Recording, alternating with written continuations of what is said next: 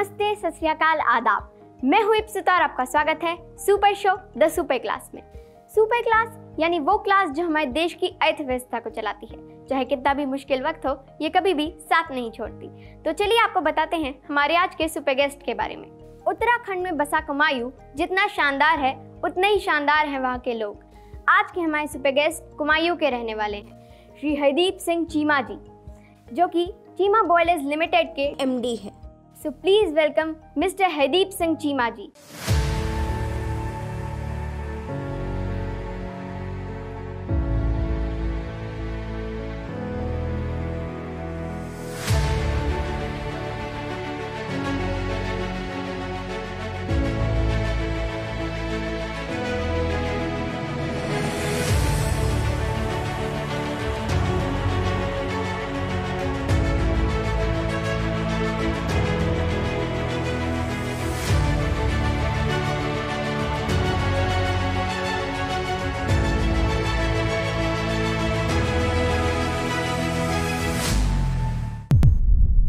तो चलिए बैठते हैं और कहते हैं उनसे कुछ मजेदार बातें। हेलो सर, आपका स्वागत है हमारे super show the super class में। आपका धन्यवाद है, बहुत बहुत धन्यवाद। सर, आपने मेहनत के बल पर इतना बड़ा मुकाम हासिल कर लिया, उसके लिए आपको बहुत बहुत congratulations. I am thankful to you. आपने मेरे को कॉन्ग्रेचुलेट किया हुआ है, matter of pride for me, मेरे लिए अच्छी बात है। Thank you sir. सर, आपको सुपर क्लास में आकर कैसा लग रहा है? बहुत अच्छा लग रहा है। Thank you sir. सर, कहते हैं कि जिस भी परिवेश में हम रहते हैं उसका हमारी पर्सनालिटी पे बहुत फर्क पड़ता है। आप कुमायूं के रहने वाले हैं, तो कुमायूं की वादियों का आपके ऊपर क्या फर्क पड़ा? बहुत फर्क पड़ता है, ये बात तो पक्की है, क्योंकि हमारे यहाँ जहाँ हम लोग रहते थे, हमारे यहाँ से वादियाँ करीब 20 किलोमीटर दूर पहाड़ से, हम लोग फुटिल में हमारे फार्म हाउसेस हैं वहाँ पे, तो हम लोग वहीं पैदा हुए, वहीं बड़े हुए हैं, वहीं के स्कूल्स में पढ़ाई की हमने। और उसके बाद पहाड़ की वादियाँ, पहाड़ में जाते थे, वादियों में घूमते थे।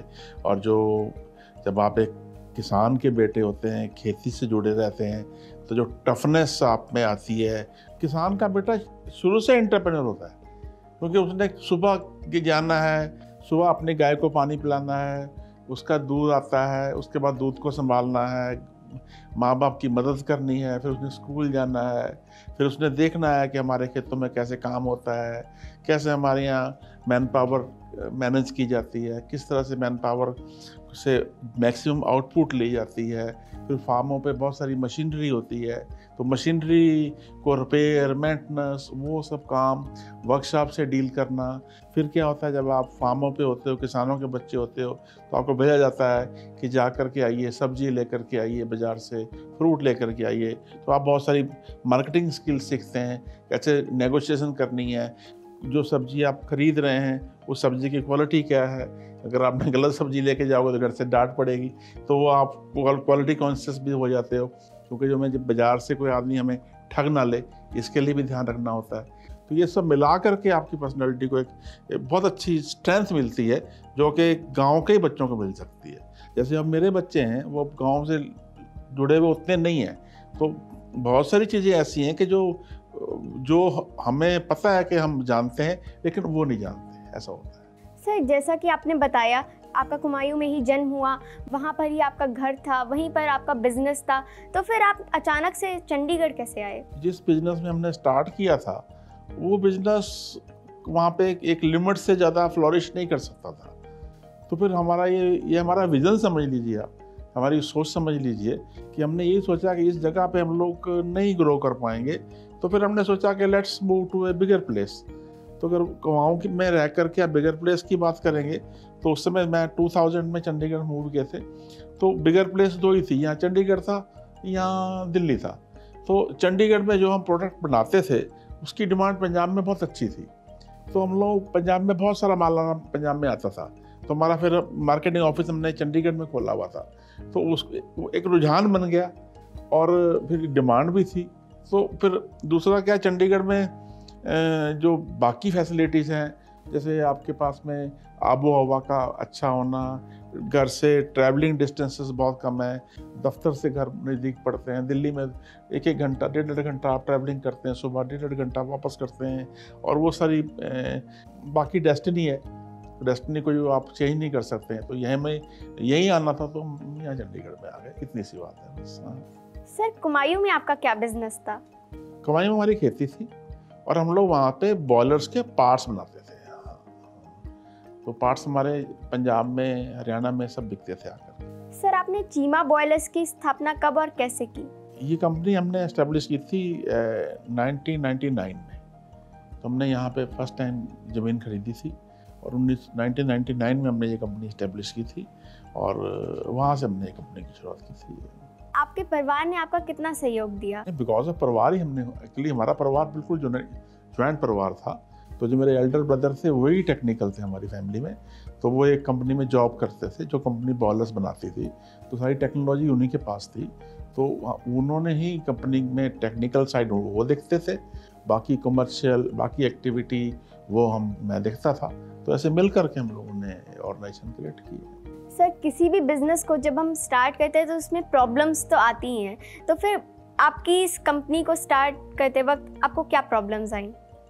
आप जब स्टार्ट करते हो तो आप एक डायरेक्शन में चलते हो, तो वहाँ पे एक डार्क होता है, आपको पता नहीं आने वाले कल का दिन कैसा आएगा, परसों का दिन कैसा आएगा, क्या क्या चैलेंजेस आएंगे, क्या क्या डिफ़िकल्टीज आएंगी।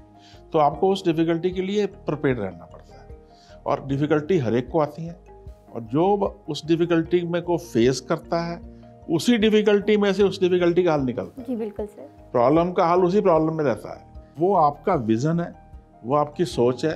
और सेकंड थिंग, हार्ड वर्क का कोई सब्स्टिट्यूट नहीं है। जब आप हार्ड वर्क जब आप करते हो तो आपको सोल्यूशन दिखते चले जाते हैं।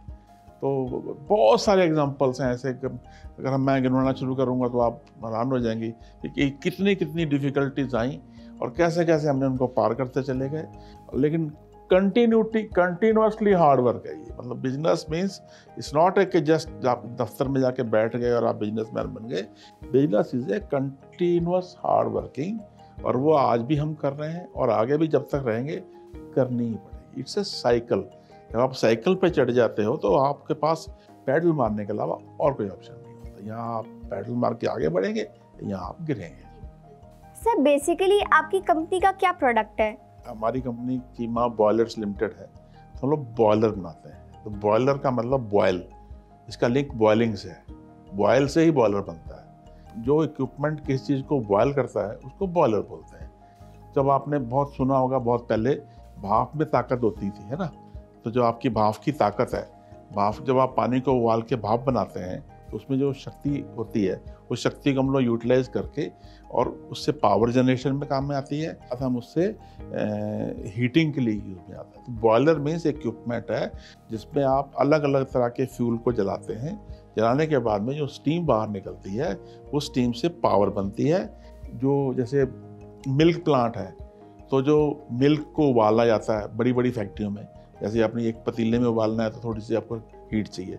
लेकिन अगर आपके पास में 50 टैंकर, 5 टैंकर, 10 टैंकर दूध के हैं तो उसको उबालने के लिए आपको हीट बहुत ज़्यादा चाहिए। तो वो इक्विपमेंट जो हीट पैदा करके स्टीम के शेप में आपको देता है और वो स्टीम से आपको आगे मिलती है। और उसको थोड़ा और हाई प्रेशर कर लीजिए तो वही स्टीम जो है वो टरबाइंस को जाती है, वहाँ से बिजली मिलती है।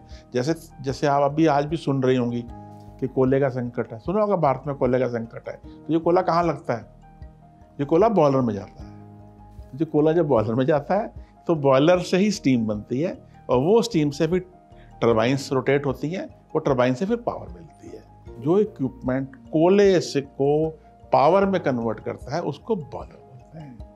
बहुत सारे लोग तो, पंजाब के लोग तो ब्रॉयलर भी समझ लेते हैं। कई बार मेरे पास लोग आते हैं कि जी ये तो ब्रॉयलर है, और मैंने कहा भाई नहीं, ये ब्रॉयलर तो दूसरा होता है मुर्गे वाला। मैं कहा नहीं, ब्रॉयलर नहीं है, ये बॉयलर है। इट्स ए टेक्निकली टोटली ये इंजीनियरिंग प्रोडक्ट है। और जैसे थर्मल पावर प्लांट है, सारी वही हम बनाते हैं। बेसिकली हम थर्मल पावर प्लांट बनाते हैं। आजकल के युवाओं को अगर हायर एजुकेशन मिल जाए तो वो सीधा कनाडा चले जाते हैं। आपके कई दोस्त भी कनाडा जा चुके हैं पर आप नहीं गए, इसकी क्या वजह थी? बड़ी सिंपल वजह थी कि मेरे पास भी ऑप्शन थे। मुझे भी बहुत लोगों ने कहा कनाडा चले जाइए, मेरे साथ के बहुत लोग चले भी गए, को अमेरिका, को कनाडा, को इंग्लैंड, को कहीं।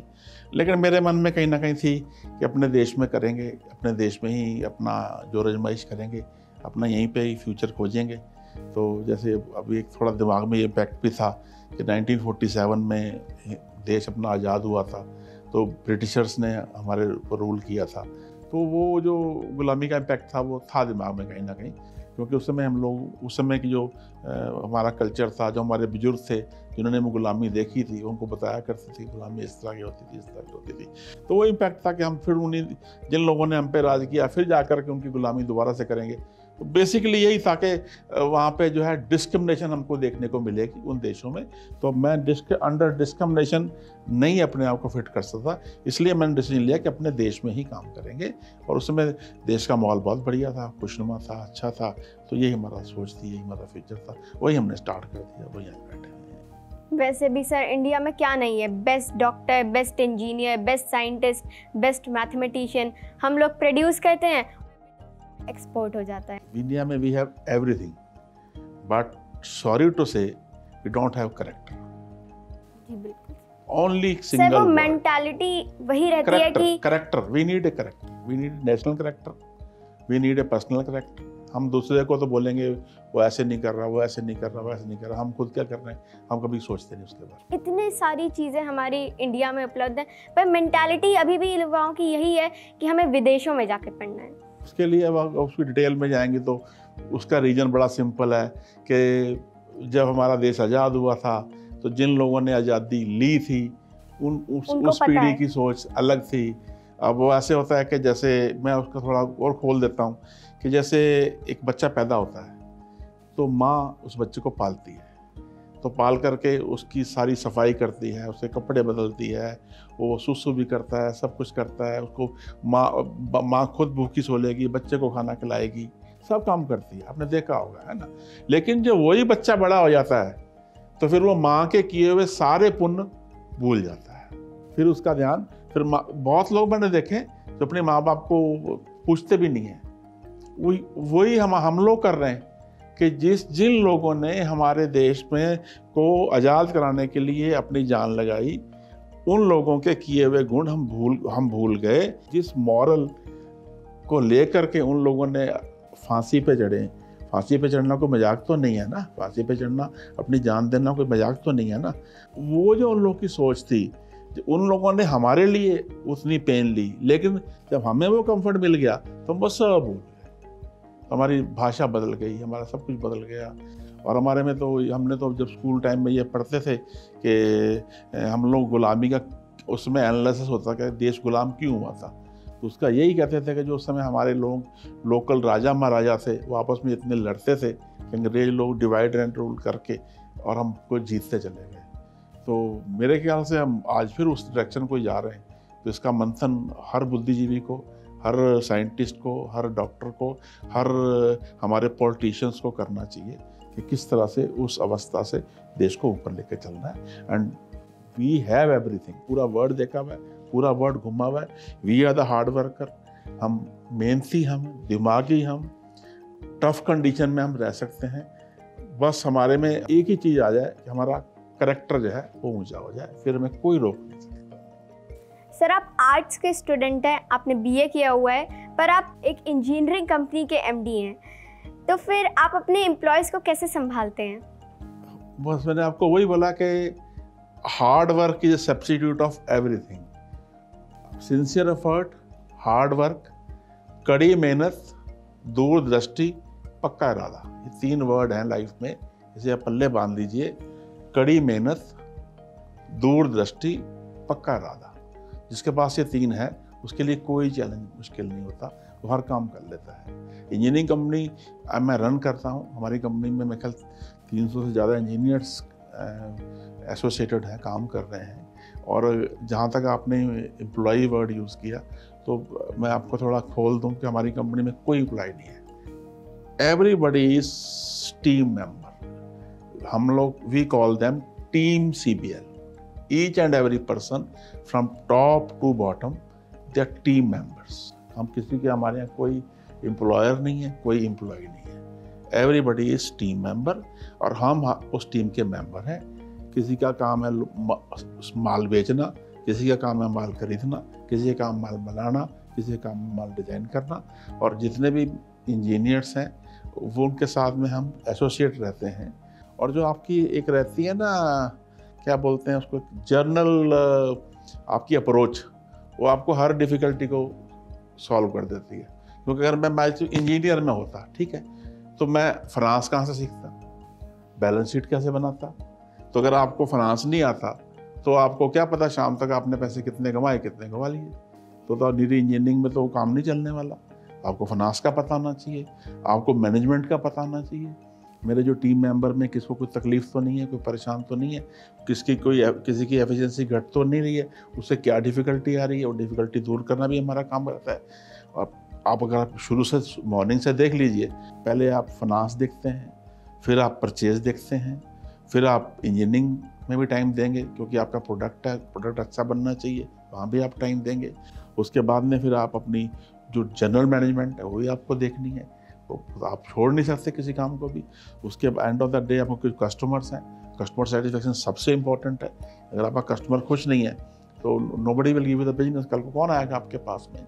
उसके बाद में आपके सप्लायर्स हैं, आपके सप्लायर अगर आपसे सेटिस्फाइड नहीं हो तो आपको कौन सामान देगा, आपको रॉ मटेरियल नहीं मिलेगा तो आप बिजनेस कैसे कर लेंगे। एक्सपीरियंस भी होना चाहिए। एक्सपीरियंस तो हो जाता है, लेकिन 3 चीज़ें चाहिए, कड़ी मेहनत, दूरदृष्टि, पक्का इरादा, सब हो जाता है। आदमी सब कर लेता है। आदमी के पास बहुत टैलेंट है, आदमी के पास में जो आज ह्यूमन ब्रेन है, ह्यूमन ब्रेन लाइक शैम्पू आप अगर आपने 1 बूंद शैम्पू लिया ना, उसको आपने सिर में डाल दिया और सिर धो दिया तो शैम्पू गया।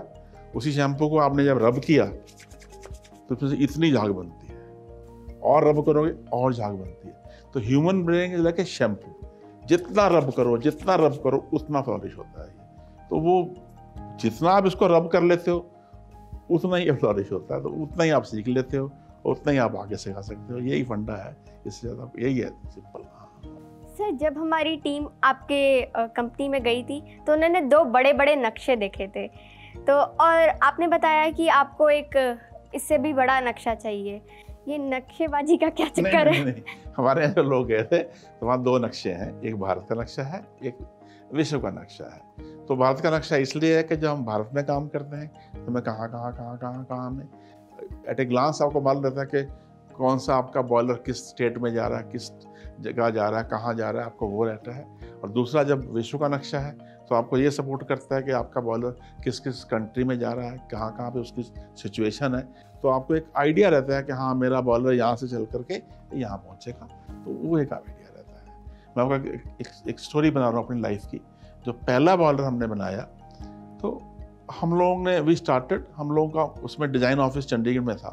तो मैं यूपी से ट्रैवल किया, चंडीगढ़ आया, शाम को चंडीगढ़ पहुँचे और हमने वो जो जिस ड्राइंग को उन्होंने अप्रूव, जो बॉयलर है इसको अप्रूवल चाहिए होता है, गवर्नमेंट अप्रूवल है, गवर्नमेंट अथॉरिटी इसको अप्रूव करती है। तो हमने ड्राइंग सारी यहाँ पे रेडी की। रेडी करने के बाद में ये बातें होंगी 98 समथिंग की बात होगी। तो उसमें पावर कट बहुत थे, तो बिजली कट हो गई, आधा काम हुआ आधा नहीं हुआ। हमने शाम के 5 बजे तक उसकी सब ड्राइंग्स रेडी कर ली। रेडी करने के बाद में जो ट्रेन चलती थी यहाँ से अम्बाले से कानपुर के लिए, वो कानपुर जाना था उस समय, तो ट्रेन चलती थी, वो ट्रेन छूटने का टाइम हो गया था। Then we decided let's go, चलते हैं, देखा जाएगा जो होगा। जब बाई चांस हम यहाँ से गाड़ी भगाई हमने, तो ट्रेन 1 घंटा लेट थी, तो हमको वो ट्रेन मिल गई। फिर उसके बाद में हमने वो ट्रेन ले करके फिर हमने उस ड्राइंग्स को खूब पढ़ा, रास्ते में पढ़ा, जो कमियां थी रास्ते में रेक्टिफाई करते चले गए। फिर हमने जा करके वो ड्राइंग सुबह जाके वहाँ अथॉरिटी में सबमिट की। तो अथॉरिटी में सबमिट करने के बाद में उन्होंने हमको ड्राइंग का अप्रूवल दे दिया कि ये ड्राइंग आपकी अप्रूव्ड है, आप इसके अकॉर्डिंगली बॉलर मैन्युफैक्चरिंग स्टार्ट कर लीजिए। उसके बाद में वो जो अथॉरिटी के ऑफिशियल्स थे उनको जाना था तिरची, तो उन्होंने यहाँ से कानपुर से ट्रेन पकड़ी, वो तिरची चले गए। और जो उनके चीफ थे उनकी वाइफ को ब्रेन हेमरेज हो गया रास्ते में। तो वो उसके बाद में जो उनके चीफ थे वो झांसी में ट्रेन से उतर गए और उसके बाद में 3 महीने अपने ऑफिस नहीं गए।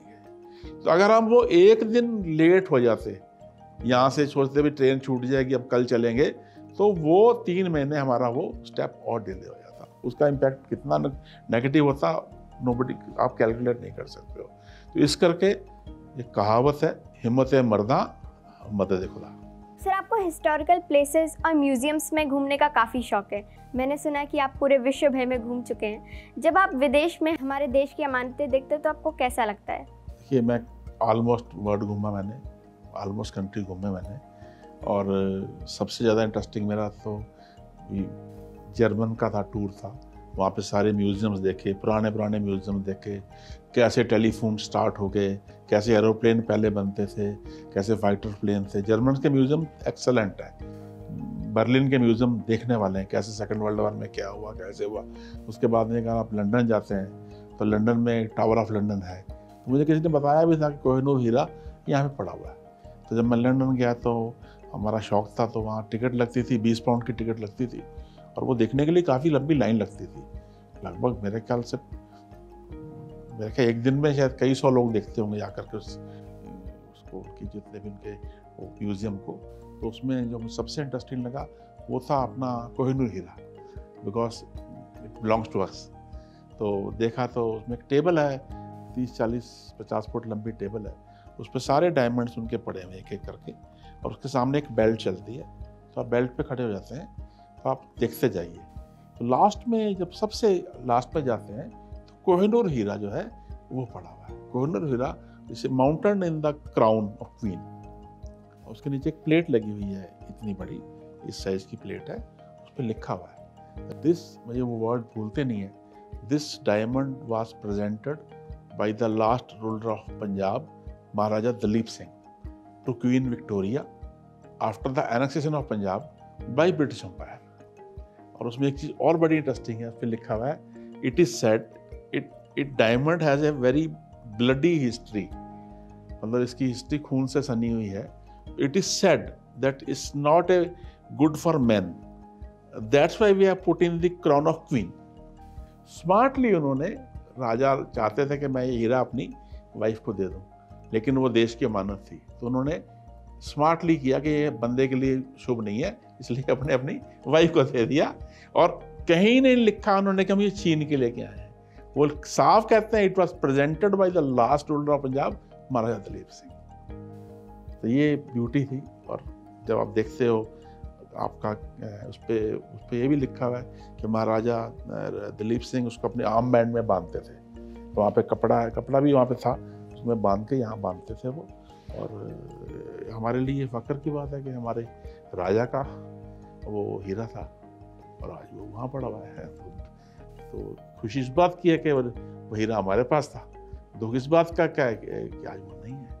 लेकिन एक बात आज भी उनकी तारीफ करनी पड़ेगी उन ब्रिटिशर्स की, कि उन्होंने आज भी उसके नीचे पंजाब की प्लेट लगाई हुई है, पंजाब के नाम की प्लेट लगाई हुई है। सर, आपने कोई विदेश में ऐसा यूनिक आइडिया खोजा हो जो आपने अपनी कंपनी में अप्लाई किया हो? एक ही आइडिया मैं लेके आया, we are not less than anybody, हम किसी से कम नहीं है ना वो गाना, हम किसी से कम नहीं। तो हमारे अगर हम लोग ये ठान लें कि हम किसी से कम नहीं, ये एक ही आइडिया हमारे देश की कायम कर सकता है। ये जो बोलते हैं वहाँ से टेक्नोलॉजी आएगी, वहाँ से ये आएगा, वहाँ से कहीं से कुछ नहीं आने वाला। यहीं काम किया जाए, अपनी टेक्नोलॉजी पे बिलीव किया जाए, इसको अपग्रेड किया जाए, इसको इम्प्रूव किया जाए, इसमें काम किया जाए। होता क्या है कि हम लोग मेहनत नहीं करते, अपनी टेक्नोलॉजी को अपग्रेड करने में एनर्जी नहीं लगाते, बनी बनाई टेक्नोलॉजी किसी को पैसे दे करके वो ले आते हैं। जैसे अभी अब घर में खाना बनाना है तो हाउस वाइफ को मेहनत करनी पड़ेगी ना, तो आलू छीलेगी, सब्जी बनाएगी। तो उससे अच्छा है कि आप रेस्टोरेंट में जाओ, बढ़िया से मेनू खोलो और ऑर्डर करके ले आओ। तो यही हो रहा हमारे देश में, हम लोग जाते हैं, मेनू खोलते हैं, वहाँ से ये जाते हैं, वहाँ से ले आते हैं, वहाँ से ले आते हैं, रेडीमेड चीज़ों पर हम डिपेंडेंट। हाँ, और अपना जो हमारे पास इंटरनल स्ट्रेंथ है उसको यूज़ नहीं करते हैं। ये इसके लिए हमारे जितने भी एंटरप्रेन्योर हैं उनकी भी जिम्मेदारी बनती है, और जो हमारे टेक्नोक्रेट्स हैं उनकी रिस्पॉन्सिबिलिटी बनती है कि अपनी टेक्नोलॉजी को डेवलप करने में जोर देना चाहिए। Nothing is impossible, nothing is impossible, and we are not less than anybody else. Thank you. Sir, ये बातों का सिलसिला तो चलता ही रहेगा, लेकिन हमारे शो का एक सेगमेंट है झूठ बोले बज़े बाजे।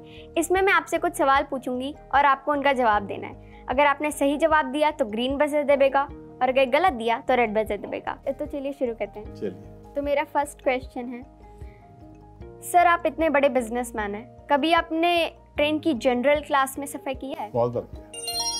ग्रीन बजर दब रहा है, मतलब आंसर सही है। सेकंड क्वेश्चन, सर आपने कभी बचपन में अपने पिताजी से मार खाई है? ना जी ना। रेड बजर दब रहा है, मतलब कुछ तो छुपाया जा रहा है। उन दिनों ये आम बात थी, मार मूर खाना तो उन दिनों हमारे आम होता था, अभी बाद में चेंज हुआ है, पहले नहीं होता था, पहले तो आम बात थी मार खाना। थर्ड क्वेश्चन, सर कभी आपने स्कूल में बंक मारी है? ना जी ना, कभी बात फिर से रेड बजर दब रहा है। चलिए, कभी हो जाता कभी कभी। फोर्थ क्वेश्चन, सर आप हेल्थ कॉन्शियस हैं? हाँ, हेल्थ कॉन्शियस तो होना ही पड़ेगा आपको। ग्रीन बजर दब रहा है, मतलब आंसर सही है। Thank you sir. ठीक है, थैंक यू। सर मैंने आपकी बातों से नोटिस किया है कि जितने अच्छे आप बिजनेसमैन हैं उतना ही आपको हिस्ट्री में शौक है। तो आपने हिस्ट्री के बारे में इतनी सारी नॉलेज कहाँ से गेन की? देखिए, ऐसा है कि जो लोग अपनी हिस्ट्री भूल जाते हैं वो उनका फ्यूचर डार्क रहता है। ये आम लोग कहते हैं कि जो कौमें अपना इतिहास भूल जाती हैं वो कौमें ख़त्म हो जाती हैं, मिट जाती हैं। कोई भी कम्युनिटी है, कोई भी सोसाइटी है, कोई भी समाज है, हिस्ट्री से ही तो आप सीखते हैं कि हमारे बुजुर्गों ने क्या क्या गलती की, मैंने क्या गलती की। अगर आपको हिस्ट्री का नहीं पता तो आपने जो मिस्टेक आपने की है, अगर आप उसको आपको उस गलती का पता ही नहीं है तो आप उसे फिर से दोहराते रहेंगे आप, तो सुधारेंगे कैसे गलती को, है ना। तो हिस्ट्री का शौक भी होता है, मुझको शौक भी है। हिस्ट्री अखबारों में पढ़ता रहता हूँ, टीवी पे वीडियोस आती रहती हैं, और मैंने हिस्ट्री पढ़ी भी है, अपने कॉलेज टाइम पे हिस्ट्री पढ़ी भी है। मैंने यूरोप की हिस्ट्री पढ़ी हुई है, जब मैं ग्रेजुएशन में था तो हिस्ट्री सब्जेक्ट था मेरे पास में, तब भी पढ़ी हुई है। और हिस्ट्री से आपको लेसन मिलता है, हिस्ट्री से आपको एक डायरेक्शन मिलती है, तो उससे फिर जब वो उससे आप सीखते हैं, उसको जब अपनी लाइफ में आप प्रैक्टिकल में इम्प्लीमेंट करते हैं तो उसके रिजल्ट आपको मिलते हैं। और म्यूज़ियम का मुझे बहुत शौक है, तो सारी हिस्ट्री म्यूज़ियम में रहती है, तो म्यूज़ियम से आपको बहुत सारी हिस्ट्री मिलती है। तो आप अपने ओल्ड कल्चर में रहते हैं। और जो आदमी अपना पास्ट भूल जाता है उसका कोई फ्यूचर नहीं है। वो फ्यूचर के बारे में सोचे भी ना आपने। First you remember your past, take the lesson from your past कि हमारे बुजुर्गों ने क्या गलत किया, उससे नुकसान क्या हुआ, अच्छा क्या किया, उसके फ़ायदे कितने हुए। जब आप गलतियों को निकाल देंगे, अच्छाइयों को जोड़ लेंगे, तो क्रीम आपके पास में रह जाएगी। सर अब बारी है रैपिड फायर राउंड की। इसमें मैं आपसे कुछ सवाल पूछूंगी और आपको उनका तेजी से जवाब देना है। ट्राई करते हैं। तो चलिए शुरू करते हैं। First question, favourite singer? Mohammed Rafi. Favourite tourist place? Srinagar. Favourite family का सदस्य? मेरी पोती। Favourite movie? Paan Singh Tomar. Favourite car? Innova. Sir आपके पास सारे ऑप्शंस खुले हैं, आप किस जानवर को अपना पालतू बनाना चाहेंगे? कुत्ता पाल के कटवाऊंगा, लोगों को फायदा क्या है, गाय बढ़िया दूध देती है सुबह। Favourite show? आपका शो फेवरेट है? The Prakash show. Thank you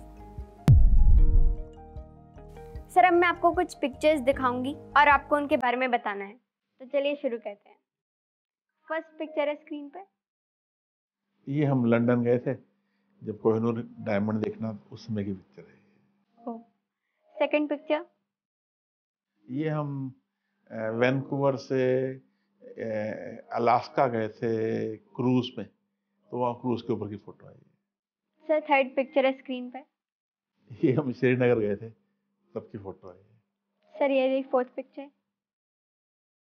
ये हमारे यहाँ स्टॉल था पेपर एक्स में अभी रिसेंटली, तो ये उसकी हमारी पूरी टीम की फोटो है, तो उसमें। ये रही फिफ्थ पिक्चर। ये हमारी फैमिली है सारी की सारी, ऑल फैमिली मेंबर्स। सर अब लास्ट में आप हमारे दर्शकों को क्या संदेश देना चाहेंगे?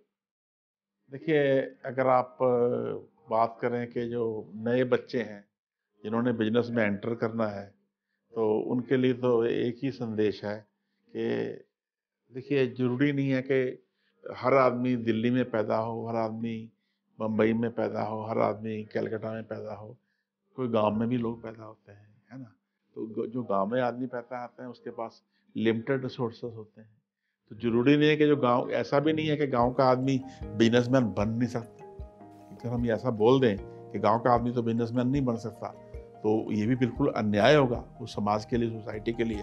तो मैं तो ये बोलूँगा कि जो भी आदमी है अगर बिजनेस में एंटर करना चाहता है तो एक तो आप अपना मन पक्का बना लीजिए कि तकलीफ़ें आपको आने वाली हैं, तकलीफ़ें आपने झेलनी ही हैं।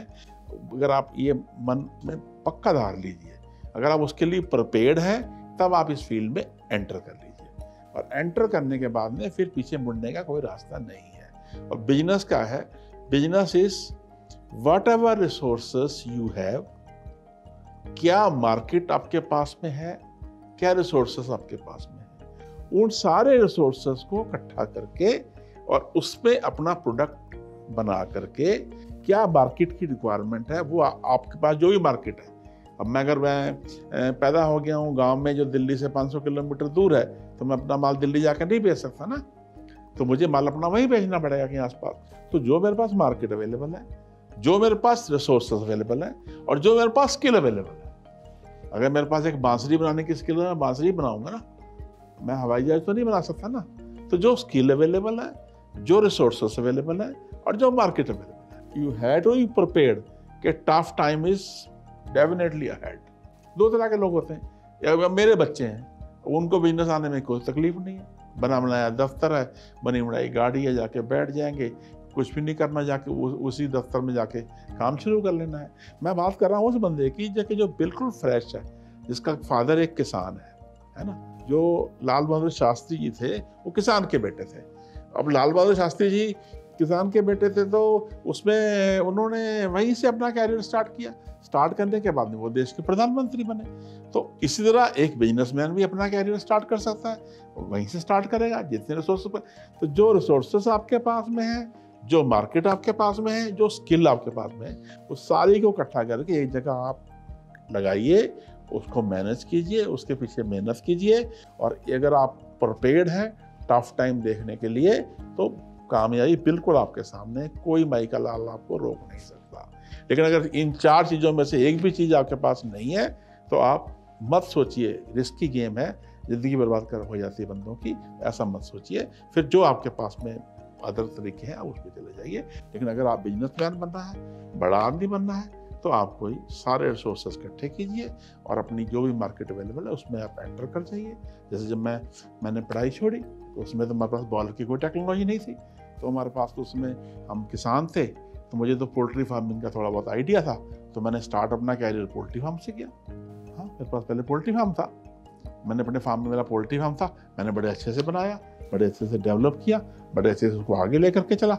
उसके बाद में मेरा अच्छा नाम था उस फील्ड में और उसको मैंने अच्छा किया। उसके बाद में फिर ये प्रोडक्ट, बिकॉज हमारे ब्रदर भाई साहब वो इस फील्ड के माहिर थे, फिर हमने उनकी सपोर्ट ली कि आपने अब ये इस फील्ड में हमने अभी अपने इतना किया है, तो आप हमारे साथ ज्वाइन कीजिए, तो इसको आगे बढ़ाया जाए। और उसके बाद में फिर हम आगे बढ़ गए। Thank you so much sir, आपने हमारे दर्शकों को इतना अच्छा संदेश दिया और आपने हमारे सारे क्वेश्चंस और सेगमेंट्स का बहुत अच्छे से आंसर दिया और आपने अपने बिजी शेड्यूल में से हमारे लिए इतना सारा समय निकाला, उसके लिए भी बहुत बहुत शुक्रिया। धन्यवाद, आपने मेरे को बुलाया, इनवाइट किया, मुझे भी बड़ी खुशी हुई, अच्छा लगा आपसे मिल कर के। और I appreciate your talent and wish you all the success and also wish कि आप इसी फील्ड में मेहनत कीजिए, आप आगे बढ़िए and very shortly, very soon you will be a successful woman of India. Thank you so much sir. धन्यवाद आपका, धन्यवाद आपका, नमस्कार। मैं उम्मीद करती हूँ कि हमारे दर्शकों को भी शो बहुत पसंद आया होगा। तो मिलते हैं अगले शो में एक नए गेस्ट के साथ, तब तक के लिए बाय बाय।